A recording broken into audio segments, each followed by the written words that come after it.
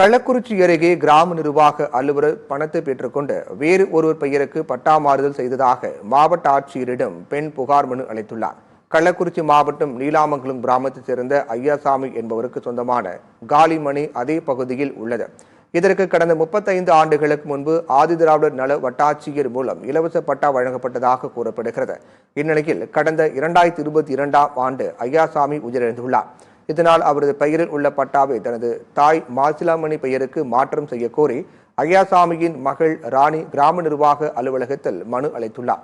பட்டா பெயர் மாற்றம் செய்வதற்கு கிராம நிர்வாக அலுவலர் எழில் என்பவரிடம் 65,000 ரூபாய் கொடுத்ததாக தெரிகிறது.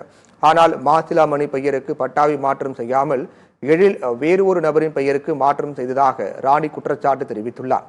இதுகுறித்து கேட்டபோது கிராம நிர்வாக அலுவலர் தன்னை மிரட்டியதாக மாவட்ட ஆட்சியரிடம் ராணி மற்றும் அவரது தாய் புகார் மனு அளித்துள்ளனர்.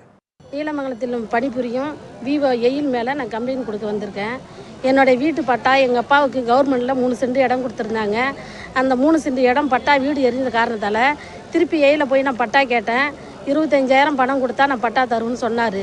எங்கள் அப்பா 6/12/2022 காலம் ஆயிட்டார். இவர் 9/4/2023 எனக்கு நீங்கள் ஒப்புதல் லெட்டர் வாங்கிட்டு வந்து கொடுங்க, உங்கள் அம்மா பேருக்கு பட்டா தரேன்னு சொன்னார். திரும்ப லோட்டரி கேப் வக்கீல்கிட்ட போய் நான் ஒப்புதல் லெட்டர் வாங்கி கொண்டு எங்கள் அம்மாவுக்கு பட்டா மாற்ற கொடுக்கும்போது திரும்பி 25,000 பணம் வேணும்னு கேட்டார். அதையும் வழிமறித்து கொடுத்து வாங்கிட்டு போனார்.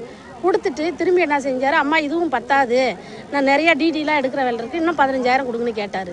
திரும்பவும் 15,000 கொடுத்தேன்.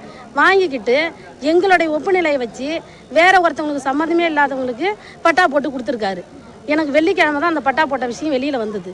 நான் திரும்பி போய் கணக்கில் இருக்குது, ஏன் அடுத்து எங்கள் பட்டாவை அடுத்தவங்களுக்கு கொடுத்துருக்குன்னு கேட்டான். நான் கேட்ட பணத்தை நீ கொடுக்கல, எனக்கு பணம் கொடுத்தவங்களுக்கு கொடுத்துட்டு உன்னால் என்ன பண்ண முடியுமா பண்ணு, யார்கிட்ட கம்ப்ளைண்ட் கொடுக்க முடியுமா கொடு, உன் பரப்புத்தியெல்லாம் என்கிட்ட காட்டாத அப்படின்னு சொல்லி கேட்குறாருங்கய்யா.